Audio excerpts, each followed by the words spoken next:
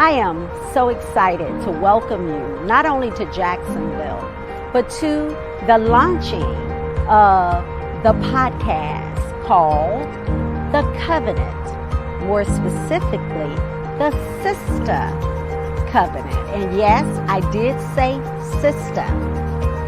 What is the covenant, the Sister Covenant?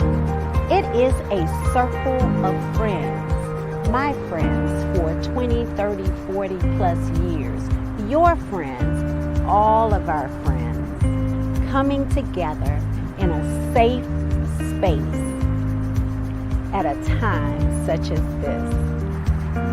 We as women of color, we are counted on to nurture our families, our children, our significant others, our spouses, our community, our corporate boardrooms, and everything in between. But who fills our cup? I think about flying, and when we get ready to take off, what is said to us first? Put your oxygen mask on first before you can assist others. And that exactly is what the Sister Covenant is all about. A safe space to encourage, to listen, to cry a little, laugh a lot, but most important, to empower and to fill our cup. Great Sunday morning, and welcome to the 12th episode of the Sister Covenant. We are so excited and delighted to have you with us as we round out Women's History Month. I am wearing a purple flower today, just in honor of all of the phenomenal, brilliant, bold women that we celebrate in our history, in our present, and on our panel today. You are in for a treat. But before we get to our dynamic sisters today, let's talk a little bit about the Sister Covenant apparel.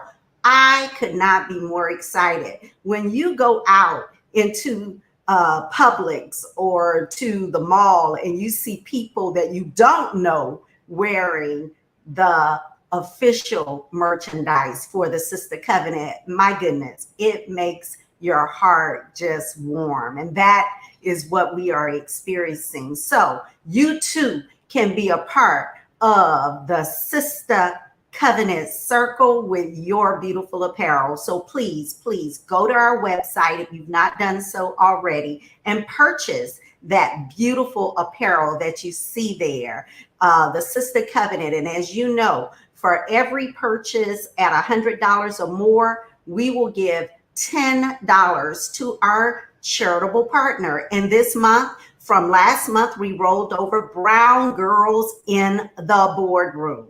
And Melissa Fullmore Hardwick is the CEO and founder of this phenomenal not-for-profit for young women of color.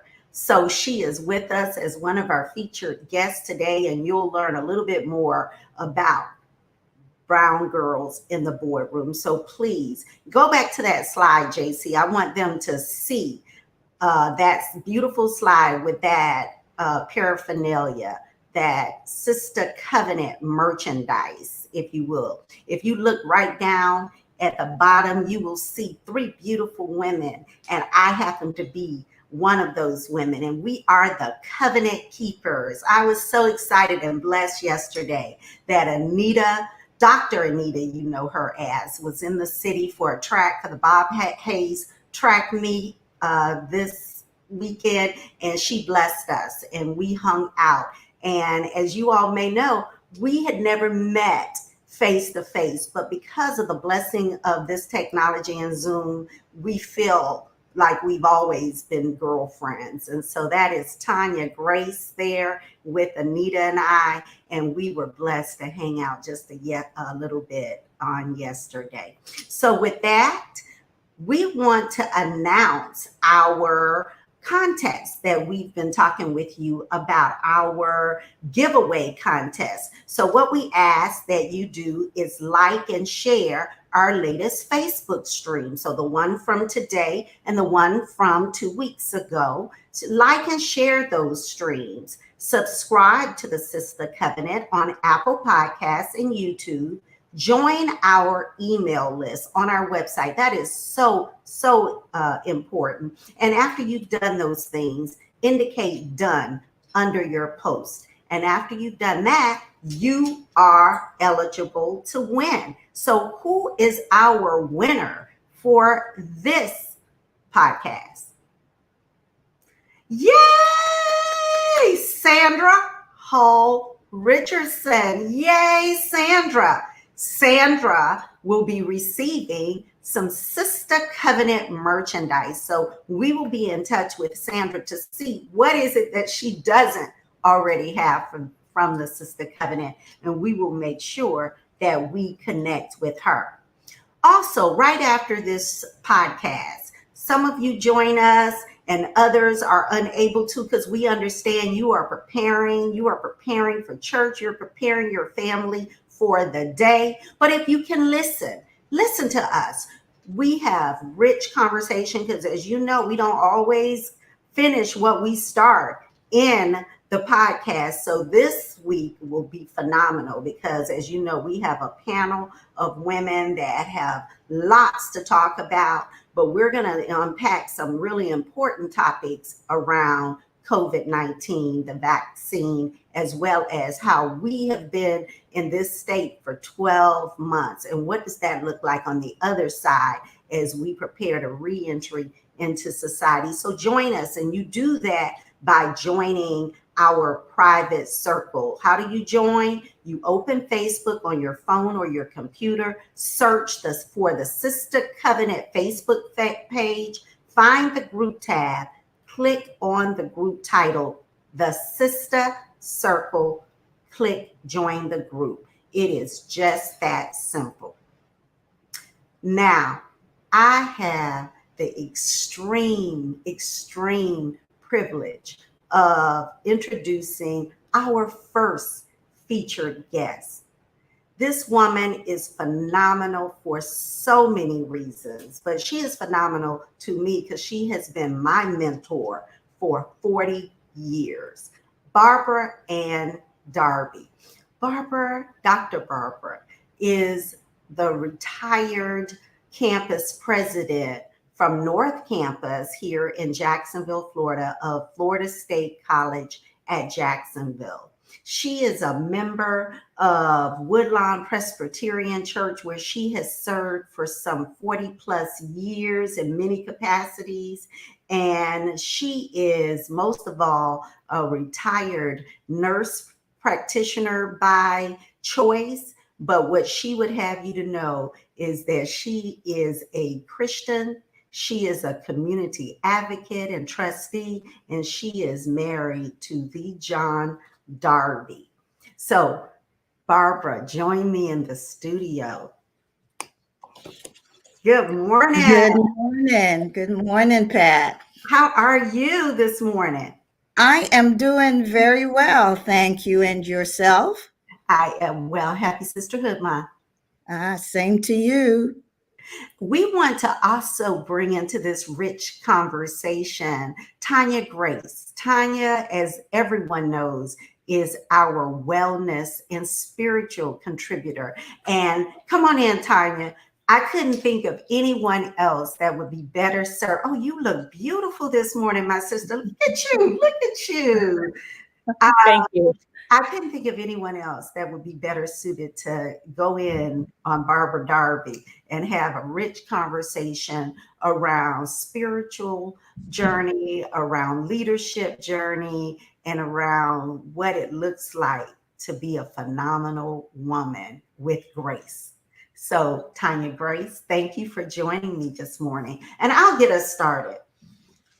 Barbara, you were the first African American woman president at Florida State College at Jacksonville North Campus. Tell us about your 40-year journey in that space and where you are now as you are doing your second act with Grace. Well, before I respond to your question, Pat, I want to congratulate you and commend you for creating this forum for women to share, learn, grow, and just be able to just have a common experience. Well done, my friend and mentee. 40 years in 1 second, 2 seconds, 3 seconds. Wow, you ask a lot, Pat, but you always have. Let me begin by saying that I was born in Panama, for those of you who don't know that, which is the country where the Panama Canal is. And so I am bilingual as a result, but came to the United States with my mother when I was 14. So I had a great foundation educationally in terms of my developmental years in Panama. But when I came to the States, that continued. And as I look at it, all of it had been preparation for my role at Florida State College at Jacksonville. It was a wonderful opportunity to make a difference for citizens in this community. And so when I talk about preparation, it meant getting my education, getting the credentials necessary to compete. In our society, you must be prepared. That preparation not only included education, but it also included experiences. So I was not shy about stepping out, volunteering, to have those experiences that would make me a well-rounded individual. I also understood that I needed to define myself and not allow those around me to define who I am. Because people will often try to do that. And so being true to myself, knowing what my brand was, knowing who I was in the Lord, those are the things that helped me during that 40-year career. I want to say that I hope and pray that those 40 years were years where I touched and changed lives along with those who worked with me, because I am a team player, did not do any of the things I did alone. There was an army of people and friends and team members who made it all happen. Barbara, I know Tanya wants to jump in here, but you are also an author. We want to add that to your credentials. Tell us why you felt it important to pen this journal of your journey, My Leadership Journey, Wisdom from the Trenches. Yes. Well, you know, Pat, I've always been someone who is focused and I believe in goal setting. And at the age of 23, I actually had an index card on which I penned my goals for 5, 10, 20 years beyond. And the last goal on that list that I had not attained was that of being an author. So in retirement, I knew that I would perhaps have more time to do something of that nature. And as I thought about what I would write about, I knew that I stood on the shoulders of giants who came before me. I had mentors who nurtured and helped me to be successful. And I thought I needed to do the same for those younger leaders who were coming behind me. I needed to share my experiences, which accrue to wisdom, with others. And so I decided to write this book about my leadership journey with the thought that some of the things I learned I could share now that perhaps would help young leaders not to make the same mistakes that I might have made, or that would facilitate their journey in leadership. Dr. Barbara, you are such an inspiration and such a trailblazer. I wanted to ask, I'm really inspired about your work, your legacy. I read your bio, and I see the many hats that you've worn, the leadership titles that you've held over the years. How did you survive and thrive in those roles? I did not mention in that 40-year journey that my parents gave me the greatest gift they could have given me. And that was they introduced me to Jesus Christ as an infant. I was baptized as an infant and I was reared in the church. And so surviving for me has always been linked first and foremost to my faith, understanding that God has a plan for me and that I must be connected to Him as a source. And so through my roles, I know that God was going before, making the crooked path straight, and I trusted that. Now, knowing that is not all that you need in surviving through various roles. Again, understanding the environment in which you're working is important.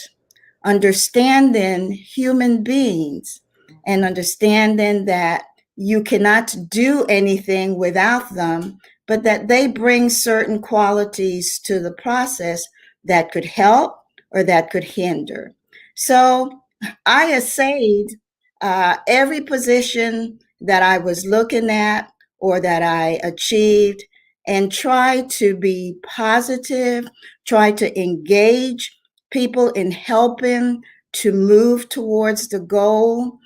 Even those who were difficult, my choice was to engage them, make sure they had something that they were responsible for, make sure that they felt a part of what we were doing.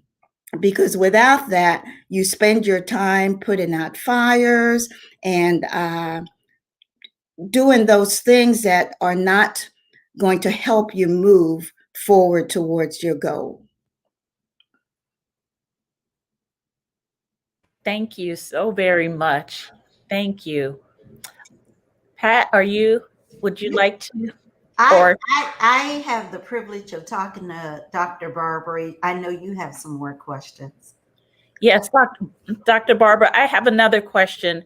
As you mentioned about mentoring, knowing what you know now, what advice would you give to the Barbara at age 30?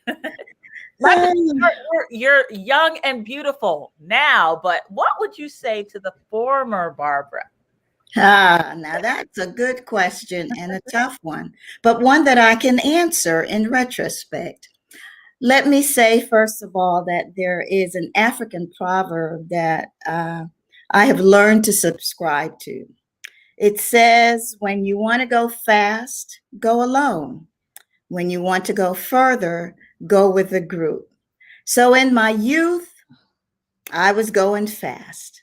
I had to move here. As I said to you, I had this list of goals that I would see and that I would check off as I accomplished them. So I moved as though I was in control. But as I learned that my plans are subject to God's will and God's timing. And so let me just share a good example of what I mean about that. When I applied for the position of campus president at the college, We had one college president in place. I went through the screening process. It was a national search, so people from all over the country applied. And I competed, and I was named among the final 3 finalists. And lo and behold, there was a change in the college president position. And so the president that was in place when I was going through the initial process left the college, and we had an interim for 2 years. So they delayed the search process and said that they did not want to fill that important position until a new president came. And so that was 2 years of waiting. That was God's timing. Now, Barbara, who was going fast, thought that process would have culminated within 3 to 6 months. I would say that when the new president came on board, he decided that he wanted to go out and do a second national search. He wanted to abandon the work of the first search committee and install a new search committee. And so he said to me, Barbara, I encourage you to reapply. Well, little did he know I was going to, because again, I was focused on what could I do to help the citizens of Jacksonville. And so I went through a second national search. Again, was among the 3 top finalists, and the new president selected me as the person for the position. So there is a good example of all things in God's time and according to God's will. I had to be ready for the position, and God knew that those 2 years was my ready time. That was your preparation time. That was my preparation time. Excellent. Absolutely. Excellent. Barbara, I want to ask you, you touched on it a little bit, mentorship. That is one of your tenets that you lead by, mentoring others. Talk to us a little bit about that, especially in light of where we are today, the social unrest, the political challenges that we faced most recently, and what you see as some of the challenges in our society. Where does mentorship fall in all of that? Mentoring is extremely important, Pat. As you know, we have shared a relationship in that fashion over 40 years, and it does not grow old. I mentor, but you mentor also. I'm still learning from you. And so mentoring is extremely important, and all of us who are in positions of influence should be mentoring someone. Let me say that I personally had tremendous mentors throughout my professional and personal life. My parents, of course, were my first mentors. They showed me what it was to be strong, especially in the face of adversity. They showed me how to work hard, because the only place success comes before work is in the dictionary. And so my first mentors were members of my family, my mom, my grandmother, my dad, uncles. And so you have to have someone who's willing to show you the way. As I moved professionally, Dr. Ezekiel Bryant, Dr. Lois Gibson, Eleanor Gay, Hetty Mills are all people who served as role models and mentors. They had been down the path that I was going on, and they taught me by example things that I should do, things that I shouldn't do. I can remember Dr. Bryant having me in his office once to have a conversation about a very difficult relationship I was having with someone at the college. But he wanted me to know that that person could influence my journey to higher positions in the college, and that I needed to build a bridge. He held a lunch in his office and invited both of us. And sure enough, over time, that individual and I became colleagues on the executive team at the college. So mentorship is extremely important, and all of us can do it and should do it. Regarding the challenges that we face in society today, Pat, I would say to you that we are experiencing the same issues and challenges that our forefathers experience. They might look differently, but the net effect is the same. And so all of us must be intentional about being engaged in what is happening societally and politically. We cannot afford to have a hands-off attitude or someone else is going to take care of it. All of us must be intentional to bring our skills, our talents, our time, our treasure, and all that we have to impact what is happening in society. Barbara, how do we harness our Black girl magic at this moment to make ourselves truly our best selves as we continue to nurture and move beyond the boardrooms and the highest offices in this country? That's important, Pat, and I can only use my personal experience and example. First of all, we can do nothing without Christ in our lives. And that is where I begin, and that is where I end. First of all, develop a relationship with the Lord, and you will be refueled day by day to do what He has assigned you to do, because each of us has a divine assignment from Him. And if we are to fulfill it, we can only fulfill it connected to Him. I believe we must take care of ourselves. We cannot help others, as you do in your introduction about being on the plane and they say, put on your mask first and then help someone else. We cannot help anyone if we ourselves are not healthy mentally, physically, and spiritually. So I take care of myself. I walk 6 miles 3 to 5 times a week. It is the most joyous time of the day for me outside of my meditation time, to just be out listening to the birds and watching nature and just enjoying my neighborhood and the people in my neighborhood.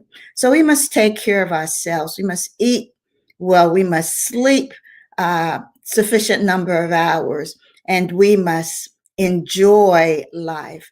So taking care of yourselves mean also spending time with the things that you're passionate about. I like to travel. I like to dance. I love music. So all of those are part of my life. So that's what we have to do to keep our Black magic in effect. We certainly have to take care of ourselves. Well, Barbara, you give us hope. You give us a roadmap, and you look absolutely beautiful.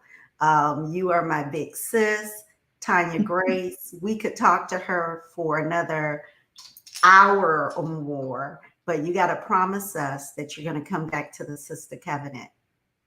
I absolutely will. Keep doing the great job that you're doing. Thank you, Barbara. Thank you. Thank you. Okay. Thank you, Tanya Grace. We're going to talk a little bit later in the Sister Circle conversation. Yes. And Dr. Barbara, will you join us in that conversation? I certainly will. Thank you. Thank you, ladies. It's just amazing. When you have this kind of brilliance in your circle, I'm full right now. So thank you so much, Dr. Barbara, for being with us this morning and for dropping that wisdom on us. Now, I have the extreme pleasure, I am over the moon to introduce these phenomenal women as a part of our panel discussion to talk a little bit more about making bold moves and breaking glass ceilings. Sometimes you go outside of your circle and you think, I see this person on the national news and I need to connect with that person so they can empower us and impart wisdom. And when you have this kind of brilliance inside your tribe, then that is truly an honor to bring forth. So with that, I want to introduce to you some of the women you saw on that beautiful video as we kick off the Sister Covenant every first, third, and fifth Sunday. I want to introduce my tribe, LaFonda Middleton. LaFonda Middleton is the owner and an attorney extraordinaire of the Middleton Law Firm. And next up, we have with us again to the Sister Covenant, Melissa Fulmore Hardwick. Melissa Fulmore Hardwick is the CIO of the CSI companies. Next, we will bring to the Sister Covenant Stephanie Mays. Stephanie is a pharmaceutical consultant, and she is the director currently of medical affairs, oncology, pharmaceutical consultant, as well as a military family advocate. And Judy Brunson. Judy is the vice president of Global Central Quality as she leads sales for Cummins internationally and globally. And we have with us today Kim Brooks Hall. Kim Brooks Hall is a civil engineer by trade. She is the chief of the technical services branch of the Department of Engineers. And lastly, we have Yvonne Gomes. Yvonne is the CEO of CMTS, a construction and architect firm. Ladies, join me in the boardroom of the Sister Covenant. Welcome, welcome, welcome, welcome. Good morning. Good morning, ladies. Good morning. Good morning. Good morning. Okay, we are going to mute our phones because we know we are in the technology world, and we want to make sure we have the best quality sound. Ladies, I am thrilled. As I said at the top of the show, sometimes you just have to look in your own backyard to find the jewels that you all are and what you represent. So let's just kind of go around the room, and I just want to give you a couple minutes. We have your bios and they will live on our website, but I just want to give you a couple of minutes each to tell us who you are, what you bring to this conversation, and tell us a little bit about your journey and how you got to where you are today. LaFonda? Good morning. Good morning. Thank you, Pat. Thank you for having me. I am so honored to be a part of this Sister Covenant. I have been, I think, at every single one and have left full every single time. So thank you for including me on your panel. As you said, I am an attorney, and I'll tell you how I got to that point of being an attorney. I grew up in a small town in Georgia, Ashburn, Georgia, and my grandfather was a farmer. And my mom worked the fields along with, my cousins and my aunts and my uncles. So I grew up working the fields from the time I could work the fields until I graduated high school. And it was during that time that I was working in the fields, sun beaming down on my face, that I decided this is not what I want for my life. It's good for those that want to do that, but it's not what I want in my life. And I wanted to do something different. And I decided then that I wanted to be an attorney. And that's really when the journey began. And so I went on to college and law school, and now I have been practicing for 25 years. Coming up this May will be 25 years. I'm now the owner and CEO of the Middleton Law Firm. I have added to my title legal analyst for First Coast News. So you will see me covering the trial of Derek Chauvin, the officer who is charged with murdering George Floyd. I am also an author of a book, From Brokenness to Happiness. But my most important role in life is to be a wife to Marshawn Middleton and a mother to two very active boys that I love dearly, Cameron and Jordan. Thank you so much, LaFonda. Welcome. We would love for Melissa Fulmore Hartwood. Welcome back to the Sister Covenant. Thank you so much, Pat. Certainly, always an honor. And I'd just like to say, whatever it is that Dr. Darby is drinking, I need to drink some of what's in her cup. What an amazing woman. And so she certainly has inspired me. I am Melissa Fulmore Hartwood. I am the youngest of 12 siblings, all from the same mom and dad, raised in a small town called Deerfield Beach in between Boca and Fort Lauderdale. Not many people know about it. But was raised in a home that was very strong in our faith. And so my dad instilled in us a couple of things. One is that you will always be a servant, regardless of how high you decide to go or what you choose to do. And two is that nobody owes you anything, and so you have to work hard. And I left home to go to college, was on a full ride scholarship, went to college, got a taste of the outside world because I was very sheltered growing up. Made some bad choices and had to go to the military. That was the best thing that could have ever happened to me. Gave me more structure and discipline. It was then that I became a commissioned officer, finished school, majored in accounting, and went to work in an accounting department. My first job was at Citibank.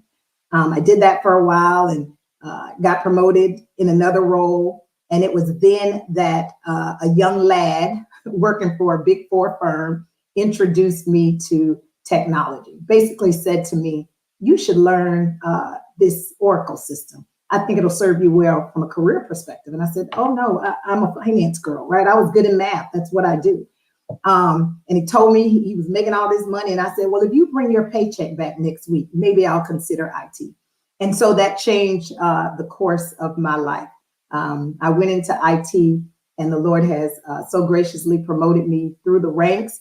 And I am able now to not just sit at the table, but to invite other girls that look like me to the table as well. And so certainly honored to be here. And of course, after LaFonda talked about how she's so proud to be a wife and mom, I got a shout out to my amazing husband, Gerald Hardwick, of 15 years. And I am the oldest parent in the third grade class because I have an 8-year-old doting son, Jackson, that I love dearly. Thanks for having me. And you're also the CEO of Brown Girls in the Boardroom.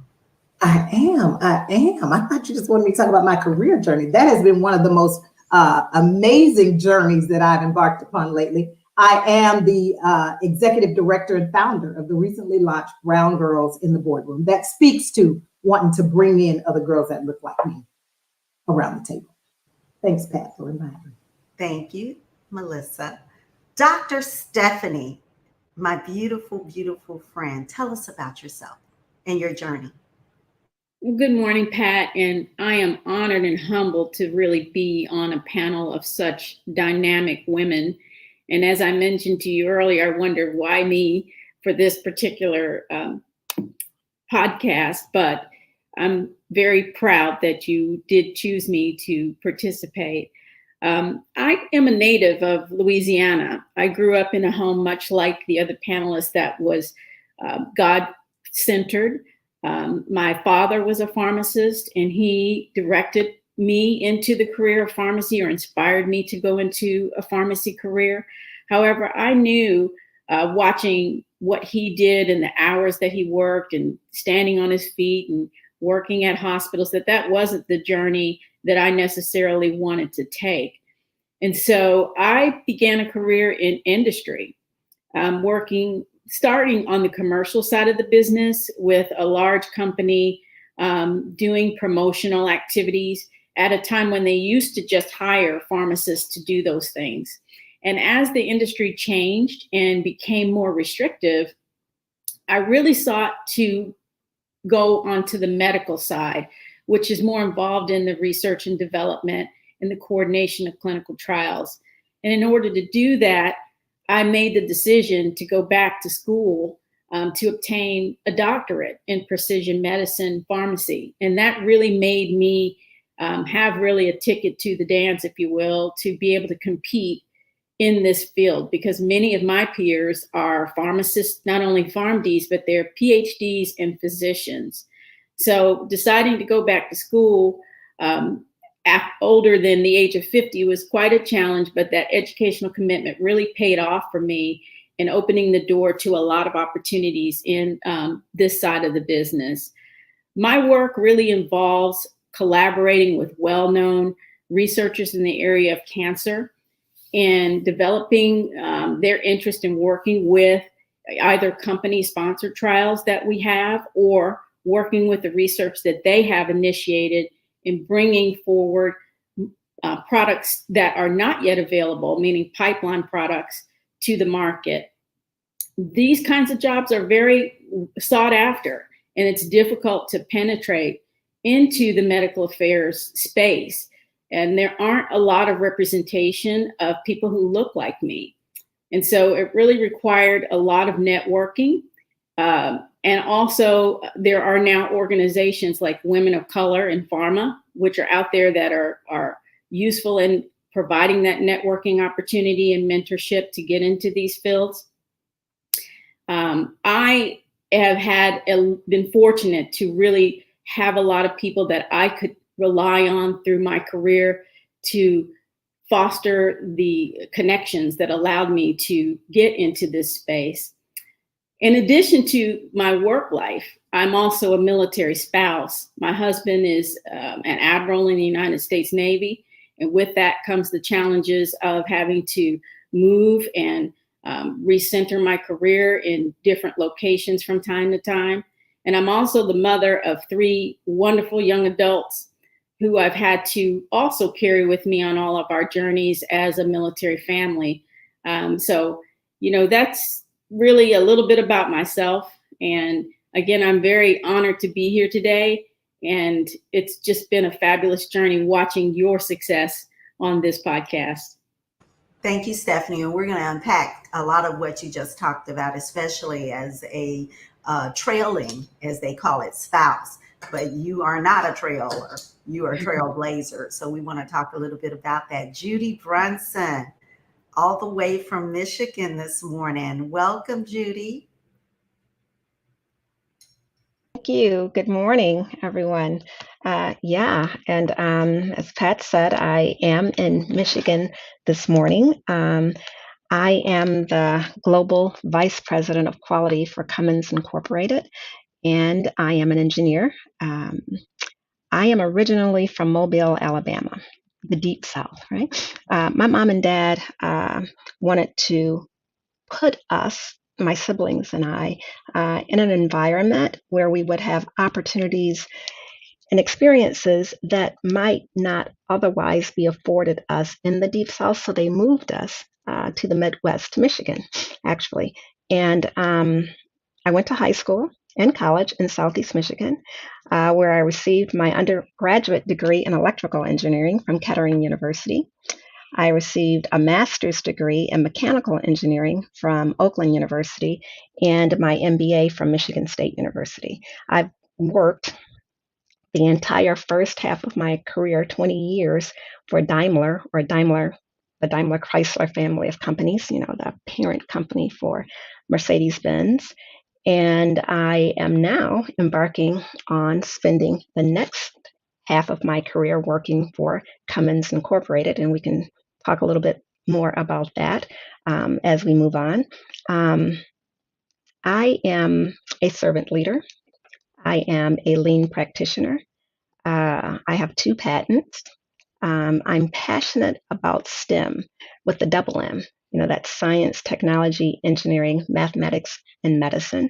And I'm also extremely, extremely passionate about ERGs, or employee resource groups, because within our professional environments, ERGs are the most impactful way for us to share internally or internal to our respective corporate environments what's important and what's needed external, to our companies and in our communities, and most importantly, in our cultures. So I spend a lot of time encouraging, sponsoring employee resource groups so that there is an opportunity for us to go out into the communities where we professionally live and ensure that young brown and Black girls and boys see individuals that look like them, at the higher ranks of the company. That is, I think, what motivates me today. So I am incredibly pleased and proud to be here and to be on this panel this morning. So thank you for the opportunity, Pat. You are welcome, and you are leading 2 young men in that vein of Yes. STEM currently. Your 2 Yes, sons. ma'am. Very Yes, cool. ma'am. I am. And so that Pat mentioned that I am the proud mother of 2 identical twin boys, and I'm also a widow. So at this point, I am a single parent, not by choice, but I am exceptionally proud of the work that myself, my husband, and our village have done to raise our boys to the place where they are right now. Thanks, Pat. Thank you. Last but of course not least, Yvonne McLean Gomes.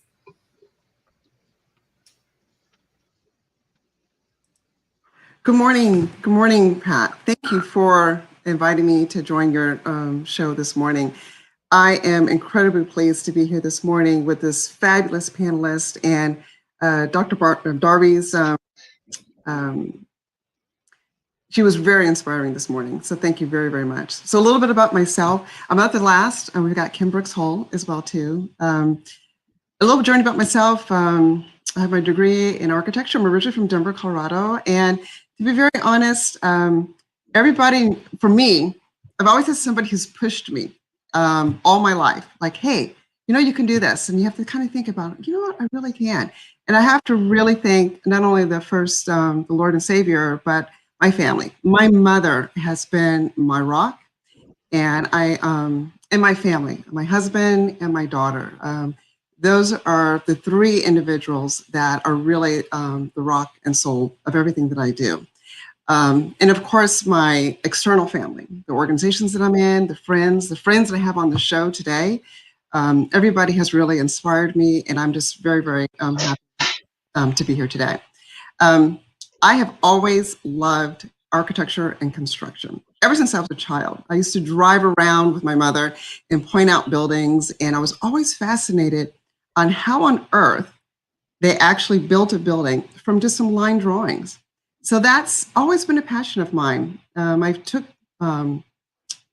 classes in high school, and I told my mom, I think I want to be an architect. I really want to be an architect. So I actually went to school and got my BR in architecture. I started at Tuskegee University, but I finished at Oklahoma University. And to be very honest, to be where I'm at right now, actually as construction management, really, I was recruited in church. I don't know if a lot of people know that. The company I work with now is a firm that originally recruited me. A construction management firm that was building a roof on our church, actually in Denver, Colorado. And you know how when you come home from college and the minister says, oh, everybody stand up, all the seniors stand up and announce you're back home and what you got your degree in. And so, I stood up and said I got my degree in architecture. And after church, a gentleman approached me and was like, I want you to come work for my firm. And he was in construction. And I was like, oh no, I'm going to be an architect, right? But I referred him to 3 of my friends who had gotten their degree in construction management and immediately gave them their phone numbers. And I said, thank you very much. Well, moving forward, I went to work for an architectural firm, and they were building a brand new airport at the Denver International Airport, brand new from ground up. And my friend that I referred to him called me and said, hey, I want to go work on this stadium project, but I needed somebody to take my job. Do you want to come work for the company that I referred him to? And that's when the light bulb clicked on. And I think everybody knows a light bulb clicks on for everybody somewhere in their life. And that's when the light bulb clicked on for me. And I was like, you know what? I think I will apply for that job. And I've been with the company for over 22 years now, and they have taken me all over the United States. With the company, I've been in Denver, I've lived in California, I've lived in Portland, Oregon, and now I've been living in Florida for the last 11 years because of the company.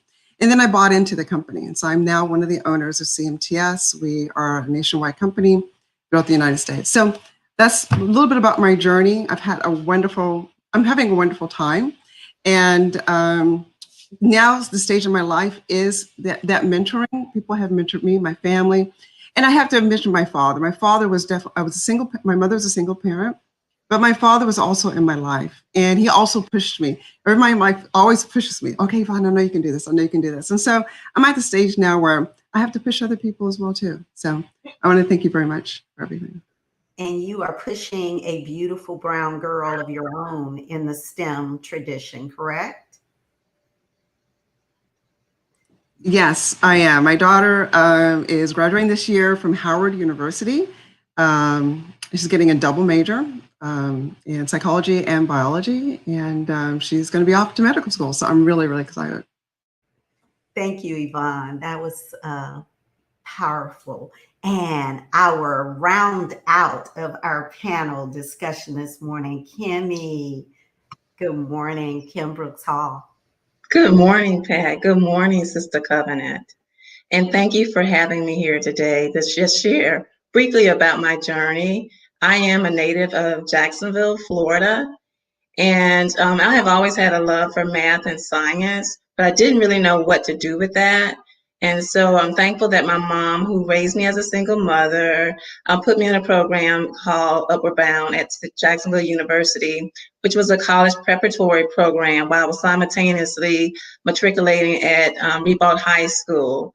And upon graduation, we took an assessment, and the assessment said, well, you can be a doctor or you can be an engineer. Well, I knew I didn't like dissecting animals, so that led me to becoming an engineer, and had no idea really what an engineer did. But I went to University of Florida and majored in civil engineering and minored in dance, because I thought I would one day be on Broadway dancing. But after I didn't grow, and also my physics instructor said, hey, you need to decide, are you going to be a dancer or are you going to be an engineer? So I graduated from University of Florida, and then I came back to work for the Department of Transportation as an engineer, and later, because of wonderful opportunity, I landed at where I am now at the U.S. Army Corps of Engineers. And I've had some wonderful opportunities there over 30 years, starting as an intern, working my way up through management, and still hold the record of being the first ever riverine ecosystem restoration project manager, which people from all over the world came to marvel at the work that was done. And so I've been there and making sure now that at this point in my career that I'm giving opportunities to other young people so that they can see what work that can be done in the field of engineering. But I would also say, like the other panelists, some of my greatest reward really, one is being married to my husband for 31 years. And then we have the fortune of having two engineers. Our daughter, Carissa, is an industrial engineer. And then our son just recently graduated in computer engineering. And then I rounded out my title as Gigi with the Birth of Jazz. And I'm seeing her over that keyboard working it. So I'm thinking we got another generation of engineers in our family. So again, I just want to say thank you, and I look forward to being with the panel today. Wow, already. Oh, wow. I felt it important to take the time so that our audience, we have your bios, as we've said, they live on the Sister Covenant website, but it's important for us to know who's in the room and what credentials you bring. You have been, I'm sure, in situations where you've been the only woman of color, the only specifically Black woman, the only person that had your perspective. I want to hear from you. What does that look like? What have you had to navigate in some of those rooms? And do you have to convince people every time you enter that room that you are the real deal? Anybody who wants to take that question?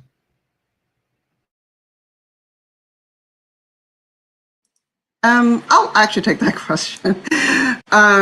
Being in construction, I've been the only person of color for years, especially when I lived in, actually in a lot of all the different cities I've lived in. And you know, that saying is, God will never give you more than you can handle. And one thing I've learned through life is I always count to 3 before I walk into a room of all men and majority white men that are engineers and public works directors. And you got to go in there with your head held high, and you go in and you, just like you would go in a room where you're all with your girlfriends, you just have to walk on in there. And one thing I've always said to myself is everybody has a mother, everybody has a father, everybody has siblings, or their nephew or their grandfather. And when you go in with that, they're just human beings, and you have something in common. If anything, you have something in common to what city you might have grew up together. And you always will find something in common with everyone. And if you genuinely start off a conversation with something in common and try and find out what that is, you can turn things around. And that uncomfortable feeling that you have, going into a room, no matter where you're at, they will respect you as a person, and then they will actually listen to you because you're there for a reason. And that's the first thing they're looking at, is this person is here for a reason, and they're here to bring something to the table. And you have to speak up. And sometimes you just got to count to 3 and go, you know what, I can actually do this. And you can. You just have to do it. And that's what I always do when I walk into a room of people that are very unfamiliar, and just act like, you know, I'm supposed to be here, and I contribute to this organization, or I contribute to this panel, and you just go for it. That's So Pat, if I can piggyback on that, I have been in rooms where there's no one else in the room that looks like me, which is why the brown girls in the boardroom was actually birthed. And I wish I had the same story as my sister Yvonne, that when you go in there, people just will accept you for being you because you always have something in common. You know, I've experienced being almost devalued by being the only, sometimes woman in the room, and then woman of color to add to that. And what I found is, you know, it was those times where Yvonne alluded to, you got to walk in there with your head held high, you know, and know who you are. What I found in those times where I've been challenged, or where, you know, it appears I'm not wanted around the table, it is then where I start to think about, number one, perception is the co-pilot to reality. And I think more often than not, I'm learning that people will treat you how they think of you, or how they perceive you to be. And so the key to that I've learned, and I'm still very much learning it, you know, there's been blatant in my experiences as I've grown, there's been blatant disregard sometimes in the boardroom to what I've said, right? And immediately you can start to second guess yourself and think that, well, you know, do I really belong? You know, what's going on? But a couple of things I realized I've had to do. Number one is I've had to not allow my emotions to get the best of me. And then I had to have the courage to not flinch, because people will really have you going on in your head. And Pat, you and I laughed about this not long ago. It was a hard hit for me to realize that I'm not for everybody. I'm like, how dare they not like me? I work hard. I love everybody. I'm happy. You know, I'm bringing some excitement to the table. But the reality is everybody is not going to accept us. And I think it was only then that I've started to realize, and this has helped me even at 50 and being a CIO, it has helped me understand that the real tool in my toolkit, and Dr. Barbara touched on this, was my faith. I've allowed my faith to be a part of my successful toolkit. And I have to tell myself in the midst of those meetings when people don't look like me around the table that, Melissa, not only do you need to know who you are and understand your value, you need to know whose you are. And that typically empowers me. When I start to feel like, you know what, I didn't like what was just said. I realized they just undermined my, professional opinion. But it's bigger than this, right? And I know who I am. And I got to hold it together because when I walk out of this room, my emotions can't be all in a wad because there's some people down the hall that particularly could be looking at me, some young girls. And so I just realized that in times where I'm the only one and nobody really looks like me, how I get through that is I tap into my faith, which is a big part of my successful toolkit. Thank you. Hey, Pat. Yes. So one of the things that Dr. Barbara talked about, and I want to make sure, because there are a lot of young people that are listening to us this morning, but in order to even get to the boardroom, you must have your credentials. So, and that's no matter what you're going in, what field you're going in. Today, we're talking about mostly science, and we also have attorneys. But so to be an engineer, we have two steps. One is to be what we call an engineer in training, and there's a certification for that. And then we also are required to obtain our professional engineering license, normally after you work 4 years. And then I went on to get the MBA, and then subsequently got into the project management field, and where I got my certification as a project management professional. And so when you get to the table, you have to own the table. That means you get all the credentials and you're on your A game. And then you know that you belong to that table. And the one thing I want to leave the Sister Covenant with, everybody knowing that no one is empowered to stop what God has planned for you, not even yourself. So you all know by nature, I prefer to be in the background. But I could not be here today to share the story because someone else needs to know that whatever table God has prepared for you, it is He who prepared it, and no man can stop that. But I want to touch on the credentials part. Thank you. Thank you for that, Kim. I want to cut across to Stephanie, and we kind of alluded to this in your intro, Stephanie. You have had to reinvent yourself, if you will, on a couple of occasions as you've traveled around from the South to the West to the far, parts of the country to the West Coast, California. Tell us about that, and how have you done that, and what is that? What does that look like when you are constantly the new kid in the class? Well, maintaining a continuous career as a military spouse definitely has its challenges. For many years, I may not have even told my employer what my husband does because of that it might affect how my career path progressed. If they had the sense that I was only going to be there for a short period of time, would I get the same recognition or same career opportunities as someone else? So what I found is that, when I found out where we were going, I immediately put my network in play about the next location to make sure that I had opportunities that would either be able to continue my career or to be able to develop new skills that I didn't have. And fortunate for me, I had a network that allowed me to be able to continuously move and maintain my career. That's not all that common with military spouses. I also think that it allowed me the opportunity to grow in ways that prepared me to be flexible, purposeful, and impactful from the start.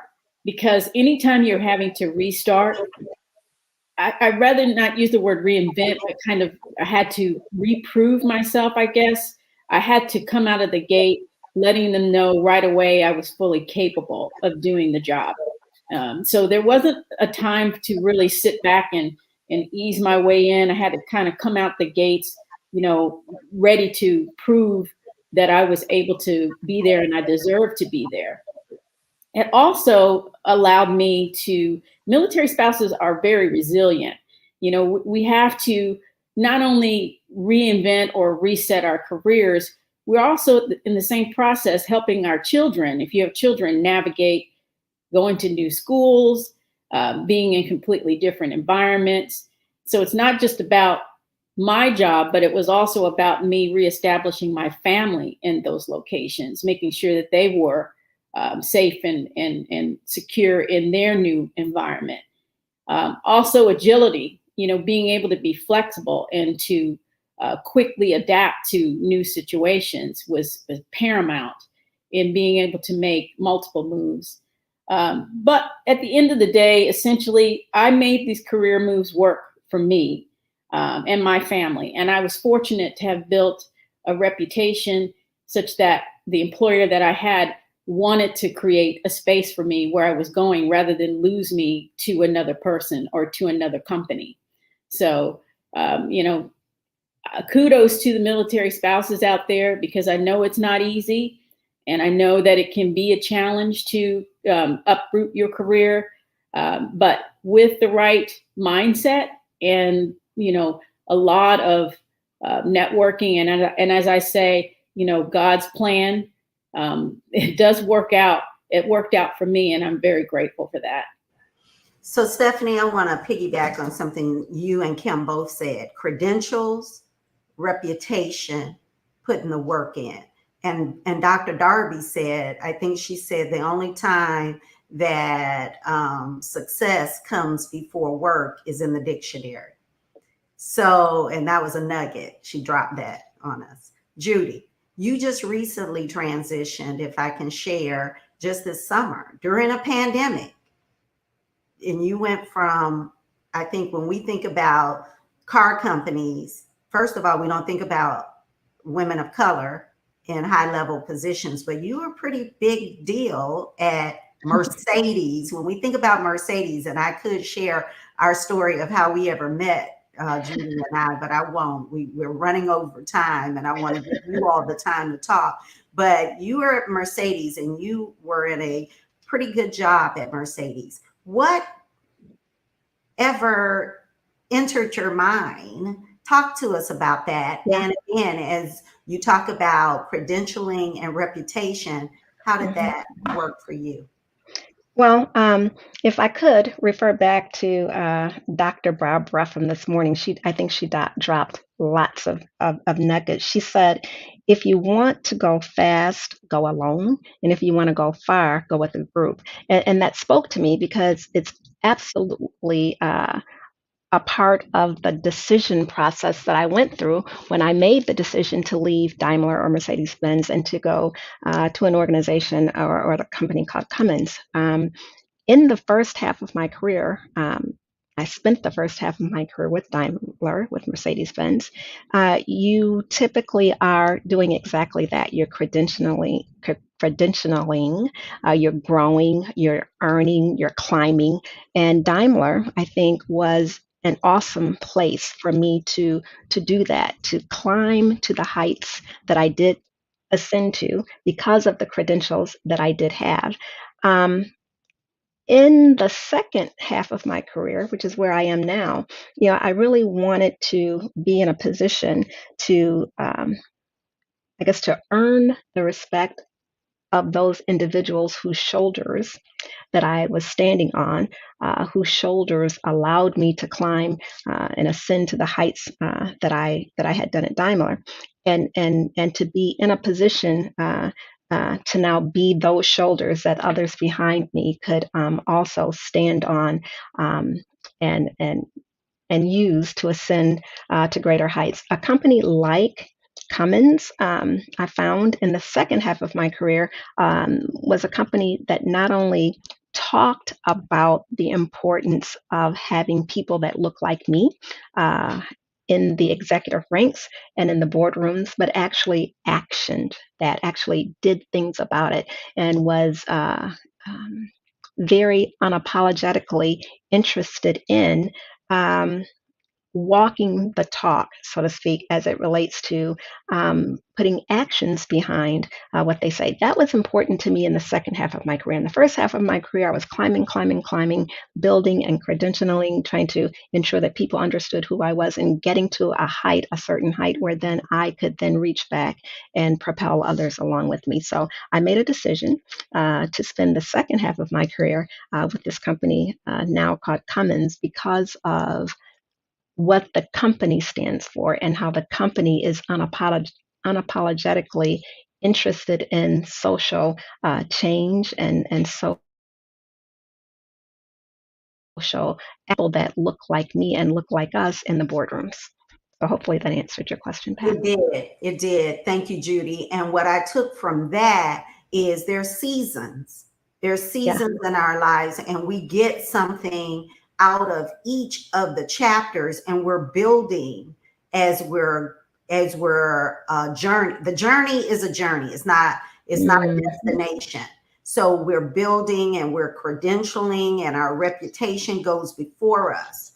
As Melissa mentors these brown girls in the boardroom, these young women, as you said, Kim, they need to hear, as Dr. Barber said, success is maybe what is on our goal list, but what does that look like? What do we have to do to get there? And as mature women, as we are planning our next steps and our strategies to get beyond where we've been, how does that look as we keep moving forward? And who are we taking with us too?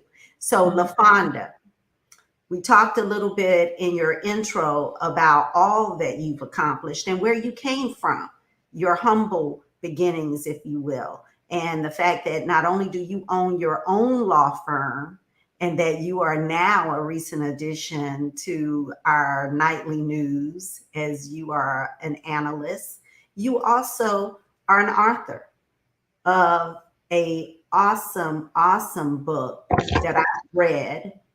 Yes, that will live on the Sister Covenant website, by the way. So shameless plug, you can go today and purchase this gem because it is a gem. Why did you feel that you should write From Brokenness to Happiness, How I Got Over and You Can Too? What was that about? And what prompted you at this stage in your career to pen this awesome book? Ooh, now that's a story, Pat. And I know your time is short, but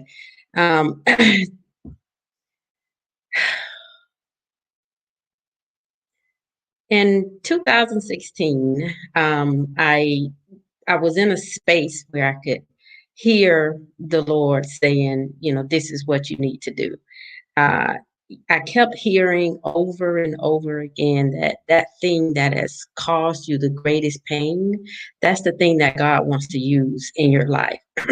That's the thing that he wants you to testify about. That's the thing that he wants to turn around to work in his favor. And that was the thing, was the two divorces, broken relationships. I excel in everything else in my life. Everything else in my life, I excel. And I felt like a failure when it came to, 2 marriages, 2 divorces before the age of 30. But women kept coming to me. I was this magnet to women who were in toxic relationships, or who were going through a divorce, or who had gone through a divorce already, and I could relate, and I could be a listening ear for them, and I continued to share with them. And then in 2016, I kept hearing the Lord say that thing that he wants to use, that thing that has caused you the greatest pain. And I was running from that. I don't want you to use that thing that has caused me the greatest pain, because I don't want the world to know that I have been divorced twice, that I have failed.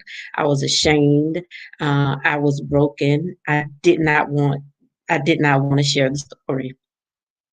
one morning on my way to work, I was driving downtown. I felt this tremendous relief, I believe it was. I don't know, but I knew beyond a shadow of a doubt that I knew a big way. And when I accepted that, I said, okay, okay, I will. I cried. I mean, tears were streaming. I cannot express to you the release that I felt that morning on my way to work. It felt like literally, I felt like, and it may be a bad analogy, but I really felt like a noose around my neck had been released and lifted just from making a decision to tell the story.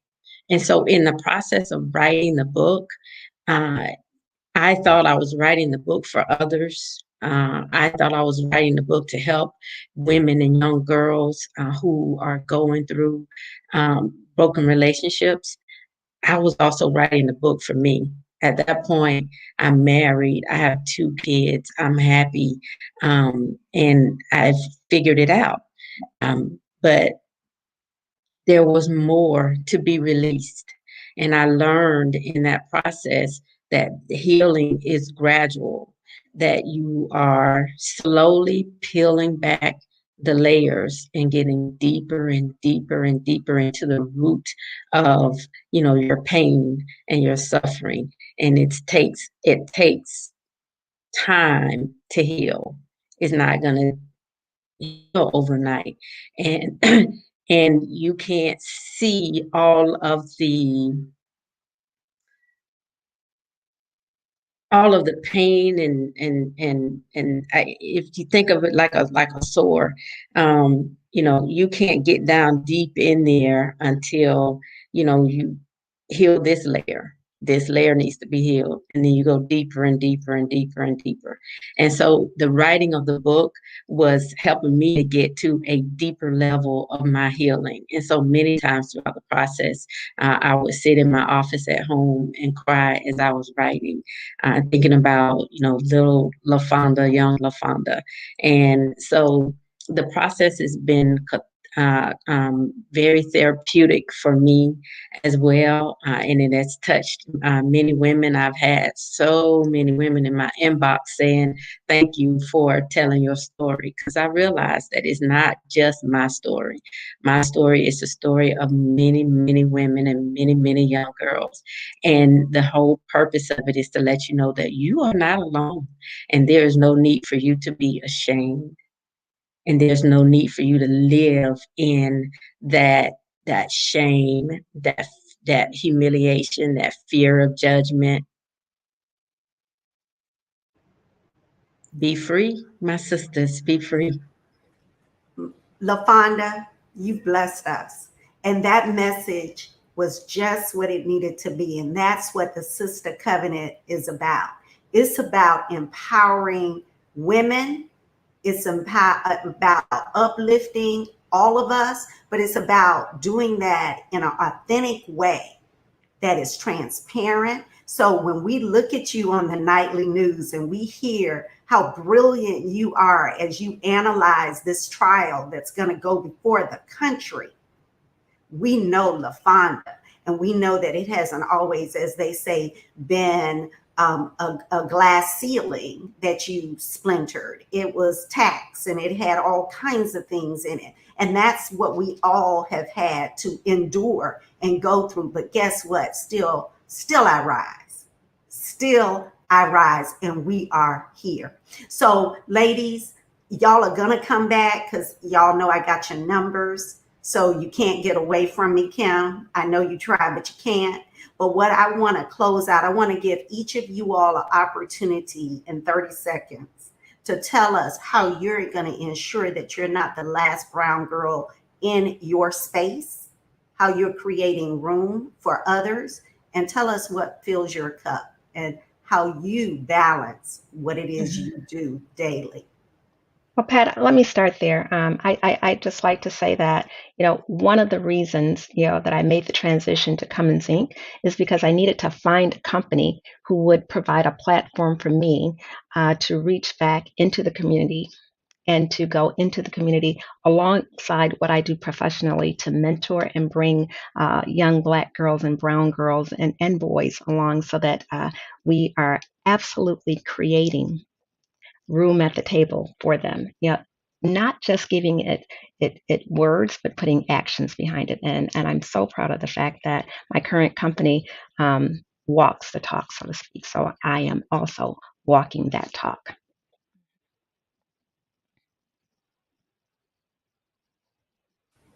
Brown girls in the boardroom. That's it for me. I know for me, Pat, I am reaching out to a lot of students in pharmacy schools. I mentor students that are in their pharmacy program. I also get a lot of people who reach out to me through LinkedIn from my profile, just asking questions and networking with me on how they can build their career in this space. And I respond to those messages because I know how difficult it can be to find that mentor or that person that will break the door open for you. So I make myself available to people to advance their career or their aspirations in my particular field. Kim? So Pat, I volunteered at my job to be responsible for recruitment. That ensures that we get the diversity that we're seeking. And also I launched about over 20 years ago, I launched Spirit Youth Ministry to allow the students to learn leadership principles. And you asked what feels like up, and I think most of the panel members know, and all my Facebook friends, I go to the beach, I take very long walks to connect with God, and whatever I am feeling or weights or whatever that's lifted, because I know that I've had a talk with my Father who hears my concerns and gets me back on the path so that I can go back out into the world to serve. Thank you. For me right now, I'm actually working with a lot of middle school kids on the STEM program to kind of get them excited about going into the world of science and technology and construction. And I'm also about to become a board member for the National Association of Black Women in Construction. So that's kind of like my next step now, mentoring as well.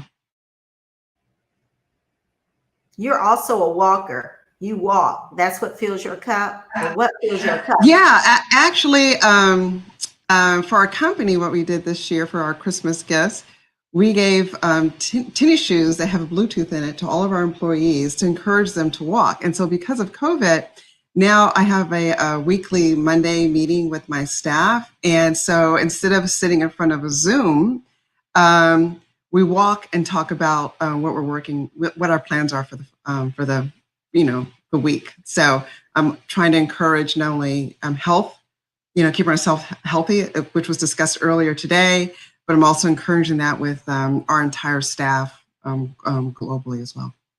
That is amazing, Yvonne. Thanks for sharing that. All right. I think it's on me. I mentor young law students, students who are currently in law school that are looking to become lawyers, and students who are aspiring to go to law school. So, I have, lots of conversations with them, and just sort of advise them along the way. I also have interns at my office. So I participate in internship program. If you know of any students that want to work in a law office for a short period of time. And one more thing, but I forgot. Oh, I help assist attorneys who would like to be judges. So I participate in that process very heavily, assisting them with their interviews and with their applications. And as you all saw, I also assisted Judge Rhonda Peoples Waters on her campaign, and I'm looking for somebody else that's willing to step up and run as well. Because we need more judges on the bench that look like us. What do you do to create balance, LaFonda, in your own life? No balance. I meditate. I pray. And I spend a lot of time reading self-help, listening to self-help novels, and a lot of meditating. Ladies, this has been rich. This has been full.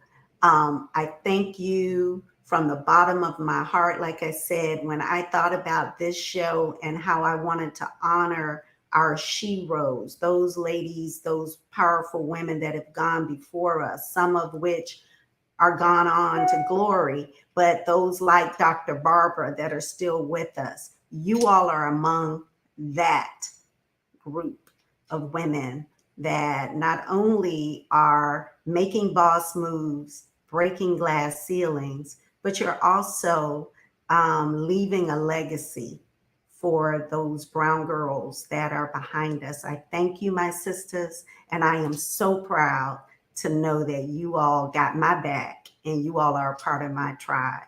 So with that, as always, Sister Covenant, we are going to be on the other side with about 5 minutes of conversation. If you can join us, we went a little long this morning, and y'all know I don't apologize. When it's rich and full, it is. But if you can join us on the other side, please do. But as always, be bold, be brilliant, be brave and beautiful, my sisters, and be blessed.